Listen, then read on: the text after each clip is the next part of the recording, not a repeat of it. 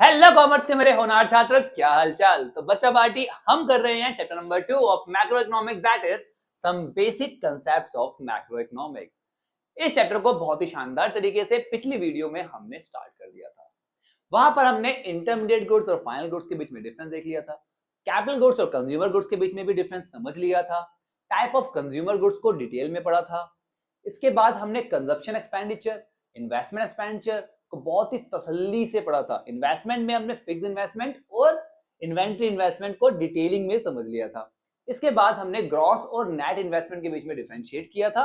And then last में जाते जाते हमने डेप्रिसिएशन और कैपिटल लॉस को भी बहुत ही शानदार तरीके से रियल लाइफ एग्जांपल से कवर कर लिया था। अब बारी है रिमेनिंग टॉपिक की। तो बच्चा पार्टी ईयरफोन लगा लो, वॉल्यूम बढ़ा लो और अब अपने भाई के साथ इस टॉपिक को पैक करने के लिए तैयार हो जाओ, क्योंकि इस वीडियो के बाद आपका चैप्टर कंप्लीट हो जाएगा। इस चैप्टर में आपको कोई प्रॉब्लम नहीं होगी। चलिए बेटा शुरू करते हैं और फटाफट पैक करते हैं अपने इस चैप्टर को।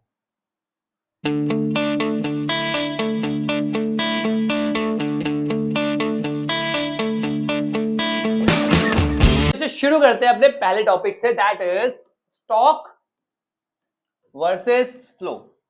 पहले सिंपली समझ लेते हैं स्टॉक क्या होता है। कोई भी ऐसा वेरिएबल जिसको आप मेजर करते हो एट अ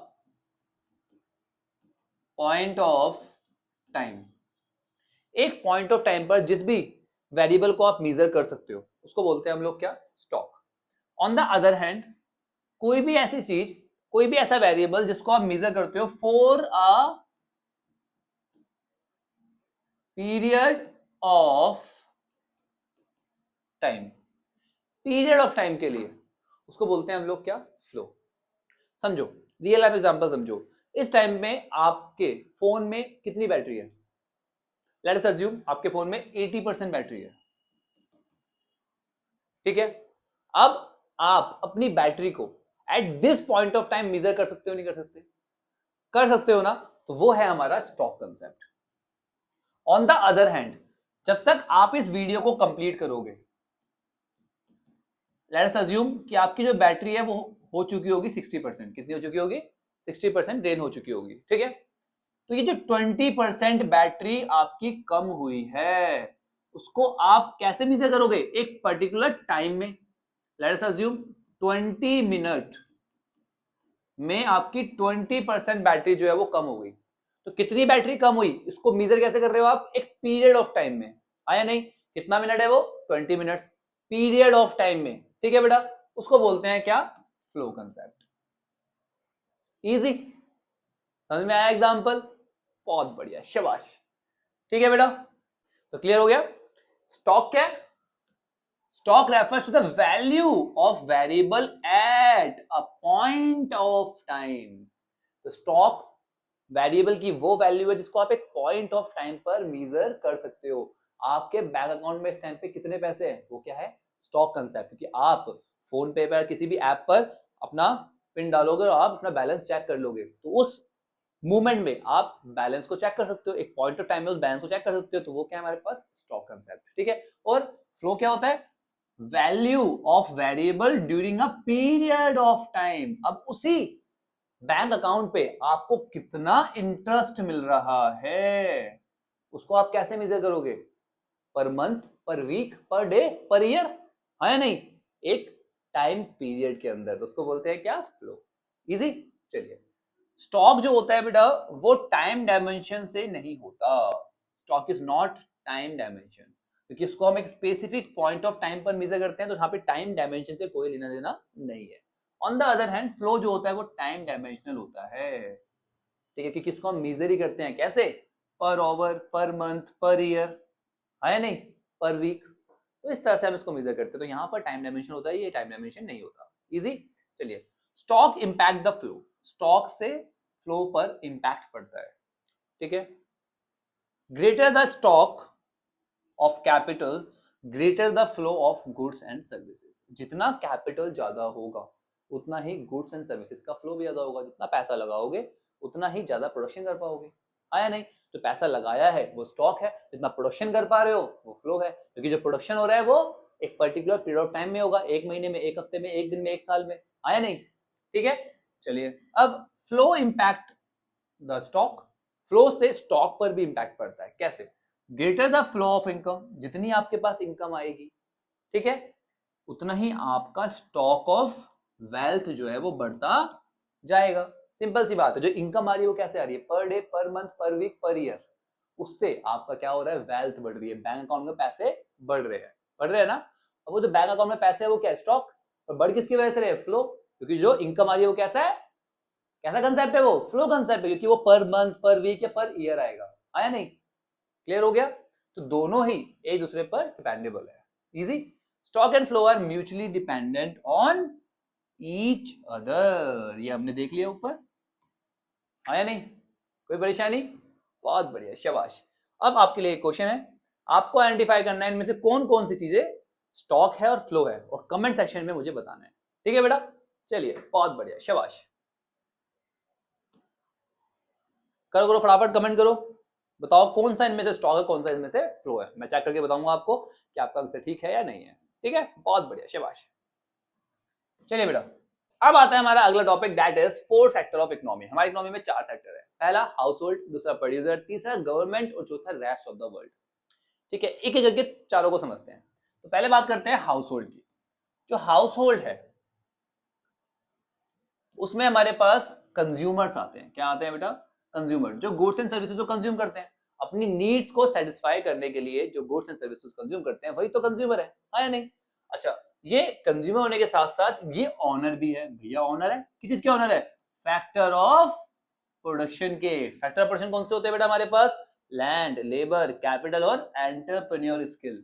इसके ऑनर कौन होते हैं, हमारे हाउस होल्ड, जो ये सभी चीजें प्रोवाइड करते हैं किसको, प्रोड्यूसर को, ठीक है, चलिए समझ में आ गया हाउस होल्ड। अब बात करते हैं प्रोड्यूसर सेक्टर, इसमें कौन आता है, इसमें वो सभी प्रोड्यूसिंग यूनिट्स आती है, फर्म्स आती है, ठीक है, इकोनॉमी में जो क्या काम कर रही है, production of goods and services कर रही है। तो मतलब वो सभी फर्म्स जो गुड्स एंड सर्विसेज का प्रोडक्शन करने में लगी हुई है, वो कौन है, हमारा प्रोड्यूसर सेक्टर, इजी। ये लोग क्या करते हैं, ये हायर करते हैं या परचेज करते हैं फैक्टर ऑफ प्रोडक्शन, किससे, हमारे हाउस होल्ड से, लैंड, लेबर, कैपिटल, एंटरप्रेन्योर लेते हैं और उनका इस्तेमाल कर कर उसे कन्वर्ट करते हैं किसमें, यूजफुल गुड्स एंड सर्विसेज में, और उसको प्रोवाइड करते हैं हाउस होल्ड को। अरे बात समझ में, बहुत बढ़िया, शाबाश। अगला आता है हमारे पास गवर्नमेंट सेक्टर।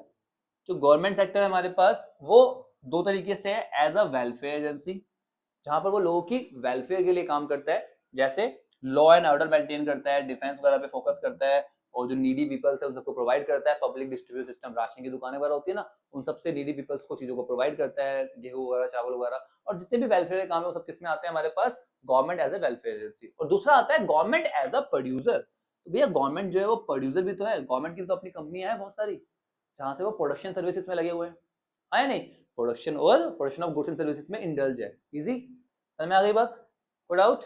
अब आता है हमारे पास एक्सटर्नल सेक्टर, जिसको हम रेस्ट ऑफ द वर्ल्ड भी बोलते हैं।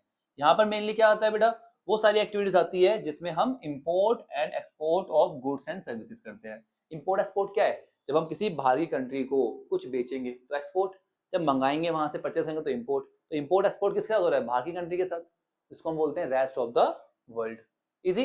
And the flow of capital between the domestic economy and the rest of the world. तो भैया जो हमारी इकोनॉमी और बाहर की इकोनॉमी में जितना भी फ्लो ऑफ कैपिटल हो रहा है वो किसके अंदर आता है, एक्सटर्नल सेक्टर के अंदर, इजी। चलिए एक बार फटाफट से ओवरव्यू ले लेते हैं। हाउस होल्ड सेक्टर, इसमें हमारे पास सारे कंज्यूमर आते हैं जो गुड्स एंड सर्विसेज कंज्यूम करते हैं, और यही हमारे फैक्टर ऑफ प्रोडक्शन के क्या होते हैं, ऑनर होते हैं। अब प्रोड्यूसर सेक्टर, इनमें क्या आते हैं, सारी सारी प्रोड्यूसर यूनिट जो क्या कर रही है, गुड्स एंड सर्विसेज को प्रोड्यूस करने में लग रही है, किसकी मदद से, जो उसने फैक्टर ऑफ प्रोडक्शन कहां से लिया, हाउस होल्ड से, उसको लेकर गुड्स एंड सर्विसेज में कन्वर्ट करते हैं। गवर्नमेंट दो तरह से हमारे पास, एक वेलफेयर एजेंसी की तरह और दूसरा हमारे पास एज अ प्रोड्यूसर, ठीक है। और रेस्ट ऑफ द वर्ल्ड जितने भी हम ट्रांजेक्शंस करते हैं बाहर की कंट्री से, ठीक है, इंपोर्ट एक्सपोर्ट सब किसके अंदर आता है हमारे पास, रेस्ट ऑफ द वर्ल्ड के अंदर, इजी, बहुत बढ़िया, शाबाश। चलिए अब आता है बेटा हमारे पास हमारा अगला topic, that is intersectoral flow. What is intersectoral flow? हर एक सेक्टर जो होता है ना बेटा हमारे पास इकोनॉमी में, वो डिपेंडेबल होता है एक दूसरे पर किसी ना किसी तरीके से, हाउस होल्ड प्रोड्यूसर पर, प्रोड्यूसर हाउस होल्ड पर, और ये दोनों ही गवर्नमेंट पर, और गवर्नमेंट इनके ऊपर, और बाहर के जो वर्ल्ड है, रेस्ट ऑफ द वर्ल्ड है, वो भी हमारे ऊपर डिपेंडेबल है और हम भी उनके ऊपर डिपेंडेबल है। तो हर सेक्टर एक दूसरे पर डिपेंडेबल है, ठीक है। और यही इंटरडिपेंडेंस जो होती है वो क्रिएट करती है इंटरसेक्टोरल फ्लो को। अब ये जो फ्लो है वो गुड्स एंड सर्विस के फॉर्म में भी होता है और मनी के फॉर्म में भी होता है। एक बार बहुत ही शानदार तरीके से पहले समझ लेते हैं, ठीक है बेटा। हमारे सिलेबस में ना केवल 2 सेक्टरल इंटर सर्कुलर फ्लो है, ठीक है। Inter circular flow between 2 sectors हमें पढ़ना है बस, बाकी सारा हम आगे ग्रेजुएशन में पढ़ेंगे, हमारे सिलेबस में वो नहीं है। अब वो कौन कौन से 2 सेक्टर है हमारे पास? हाउस होल्ड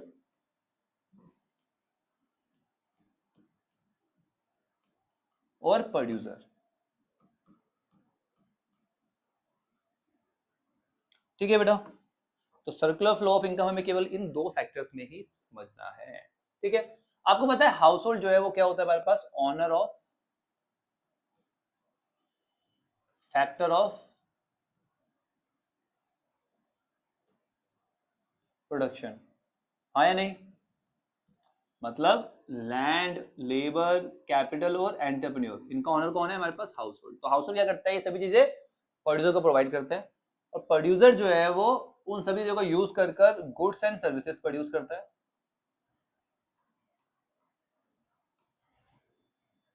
और प्रोवाइड करता है हाउस होल्ड को, आया नहीं? इसमें कोई परेशानी? ये जो हमारा फ्लो होता है बेटा, इसको हम बोलते हैं रियल फ्लो। क्या बोलते हैं? जहां पर फैक्टर ऑफ प्रोडक्शन और गुड्स एंड सर्विसेज का फ्लो होता है, यहां पर मनी का कोई रोल नहीं होता, ठीक है बेटा। बहुत बढ़िया। अब एक बात बताइए मुझे, हाउस होल्ड ने प्रोड्यूसर को क्या प्रोवाइड किया? फैक्टर ऑफ प्रोडक्शन, जिसके बदले में वो क्या करेगा बेटा? पे करेगा। किसको? हाउस होल्ड को। क्या पे करेगा बेटा? पेमेंट करेगा, पेमेंट फॉर फैक्टर सर्विसेज, हाँ या नहीं? ये जो इसने फैक्टर प्रोडक्शन को यूज किया था, इसके ऊपर ये पेमेंट करेगा। जैसे लैंड के लिए क्या देगा? रेंट। लेबर को क्या देगा बेटा? वेजेस या सैलरी। कैपिटल पे क्या देगा? ये इंटरेस्ट।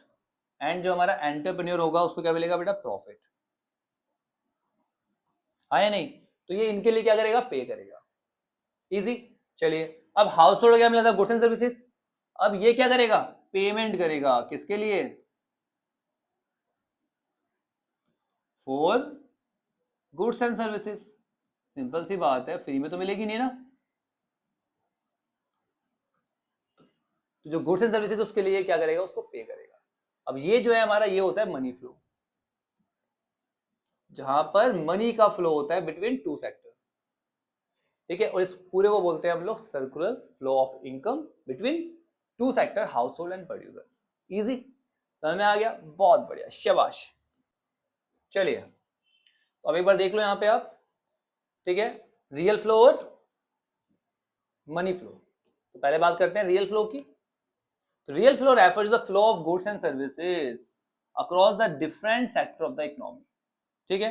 हमारा प्रोड्यूसर और हमारा हाउस होल्ड। हाउस होल्ड क्या प्रोवाइड कर रहा है? Factor services, land, labour, capital और एंटरप्रेन्योर, किसको? प्रोड्यूसर को। और प्रोड्यूसर उसके बदले में क्या दे रहा है? उसको गुड्स एंड सर्विसेज। इजी, हमने देख लिया। चलिए चलिए, अब आता है बेटा हमारे पास मनी फ्लो।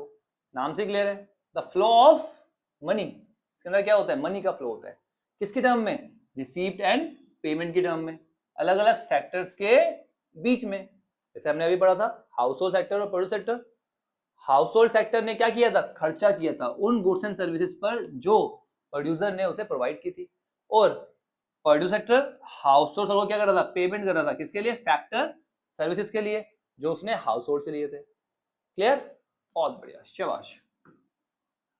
अब आता है हमारे पास अगला topic, 3 phase of circular flow. Circular flow के 3 phase under the head of circular flow of income, ठीक है।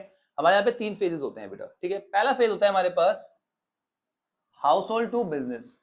यहाँ पर हाउस होल्ड जो है वो बिजनेस को फैक्टर सर्विस प्रोवाइड करता है। एग्जांपल लेते हैं, आपके पेरेंट्स जो है लाइवलीहुड अर्न करने के लिए किसी कंपनी में काम कर रहे हैं, ठीक है। तो आपके जो पेरेंट्स है वो उस कंपनी को अपनी स्किल, अपनी लेबर या फिर एक्सपर्टाइज प्रोवाइड कर रहे हैं, आया नहीं? तो यहाँ पर क्या हो रहा है? हाउस होल्ड जो है वो बिजनेस को फैक्टर सर्विसेज प्रोवाइड कर रहा है, ठीक है।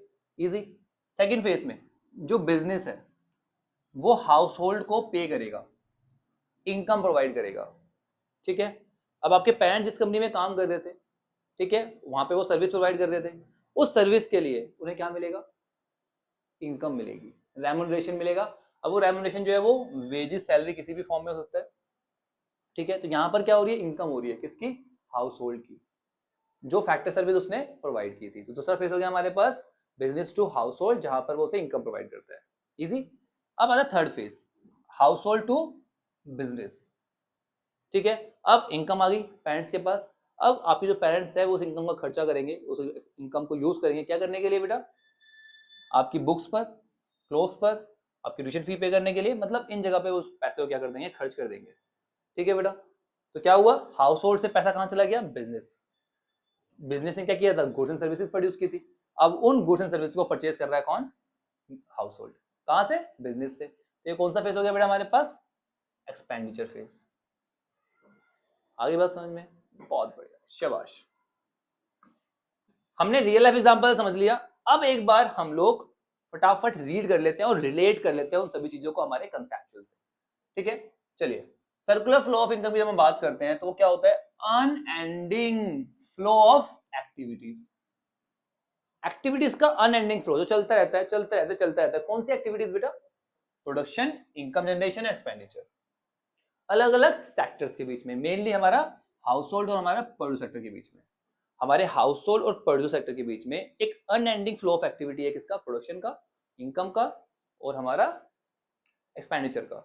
ये तीनों का तीनों जो है हमारे पास चलते रहते हैं, उसी को बोलते हैं क्या, सर्कुलर फ्लो ऑफ इनकम, ठीक है बेटा। हर एक एक्टिविटी जो है वो पिछली एक्टिविटी का कंसिक्वेंस है और अगली एक्टिविटी के लिए कॉज है। देखो कैसे, हमारे प्रोड्यूसर ने प्रोडक्शन किया, बहुत बढ़िया, ठीक है। अब वो जो प्रोडक्शन किया तो उस प्रोडक्शन के लिए उसने फैक्टर सर्विसेज का इस्तेमाल किया, लैंड, लेबर, कैपिटल, एंटरप्रेन्योर का। वो कहां से लिए थे उसने, हाउस होल्ड से, ठीक है। तो अब ये क्या करेगा, ये हाउस होल्ड को क्या देगा, पे करेगा, किस फॉर्म में, इनकम की फॉर्म में। लैंड पर रेंट, लेबर को वेजेस, कैपिटल पे इंटरेस्ट और एंटरप्रेन्योर को प्रॉफिट। तो इनकम हो गई किसकी, हाउस होल्ड की, ठीक है बेटा। तो पहले क्या हुआ, प्रोडक्शन हुआ, उस प्रोडक्शन करने के लिए जो उसने फैक्टर सर्विसेज ली थी उसके लिए उसने क्या करा, पे कर दिया। तो प्रोडक्शन से क्या हो गया बेटा, इनकम जनरेट हो गई हाउस होल्ड की, ठीक है। अब जैसे ही हाउस होल्ड के पास इनकम आएगी वो क्या करेगा, डिमांड करेगा, क्या डिमांड करेगा, गुड्स एंड सर्विसेज, ठीक है।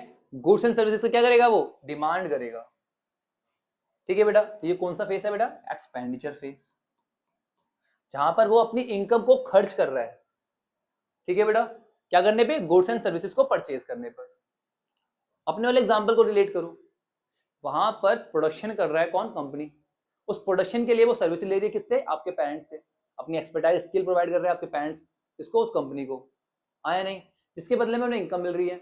उस इनकम को वो क्या कर रहे थे, थर्ड फेज में खर्च कर रहे थे आपकी एजुकेशन, आपकी नीड्स पर।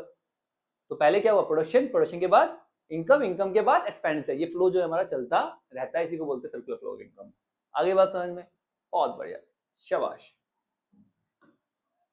चलो बेटा, ये सर्कुलर फ्लो ऑफ इनकम को हमने टू सेक्टर इकोनॉमी में दिखा रखा है, ठीक है। ये मैं आपको पहले ही समझा चुका हूं, इजी, बहुत बढ़िया, शाबाश। चलिए बेटा, अब आ जाए हमारा आखिरी topic, that is significance of circular flow model. हमारे इस मॉडल की क्या सिग्निफिकेंस है भाई, ये फैसिलिटेट करता है एस्टिमेशन ऑफ नेशनल इनकम। ये नेशनल इनकम को कैलकुलेट करने में आपकी मदद करता है, ठीक है। नेशनल इनकम को कैलकुलेट करने के हमारे पास तीन मेथड है बेटा। एक है हमारा वैल्यू एडिशन, दूसरा एक्सपेंडिचर मेथड और तीसरा हमारा इनकम मेथड। और ये तीनों चीजें ही हम सर्कुलर फ्लो की मदद से कैलकुलेट कर पाते हैं, ठीक है। तो बहुत इंपॉर्टेंट है हमारे पास ये। दूसरा, ये हमें इंटरडिपेंडेंस शो करता है अलग अलग सेक्टर्स के बीच में, हाईलाइट करता है ना। हमें पता चलता है कि प्रोड्यूस सेक्टर, हाउस होल्ड किस तरह से इंटरडिपेंडेबल है और बाकी सेक्टर्स भी किस तरह से एक दूसरे से जुड़े हुए हैं, ठीक है। तो ये इंटरडिपेंडेंस को शो करता है, that's why it is very important, ठीक है। समझ में आ गई इसकी इंपॉर्टेंस, सिग्निफिकेंस समझ में आ गई, बहुत बढ़िया, शाबाश। So that's it video. I hope सभी कंसेप्ट समझ में आ गए हैं। फिर भी कोई दुख, दर्द, पीड़ा रह गई हो इस टॉपिक से रिलेटेड तो आप कमेंट सेक्शन में बता सकते हैं, आपका भाई आपके डाउट को क्लियर कर देगा, बिल्कुल टेंशन नहीं लेनी। Accountancy, economics and business studies आपके भाई की जिम्मेदारी। आपको बस रोज 5 बजे अपने भाई के साथ जुड़ जाना है और दिल लगा के पढ़ाई करनी है। और अगर चैनल को अभी सब्सक्राइब नहीं किया, सब्सक्राइब कर लो। वीडियो को लाइक नहीं किया तो लाइक कर दो और इस वीडियो को हर उस बच्चे तक शेयर करो जो अपनी पढ़ाई शुरू कर चुका है, जो कहीं ना कहीं परेशान हो रहा है। उसको बताओ कि रियल लाइफ एग्जाम्पल के साथ चीजों को समझना है तो शर्मा जी कॉमर्स वाले पे आ जा। चलिए बेटा, मिलते हैं नेक्स्ट वीडियो में, तब तक के लिए take care, bye bye, study hard. और हाँ, डिस्क्रिप्शन में नोट्स प्रोवाइड कर दिए हैं।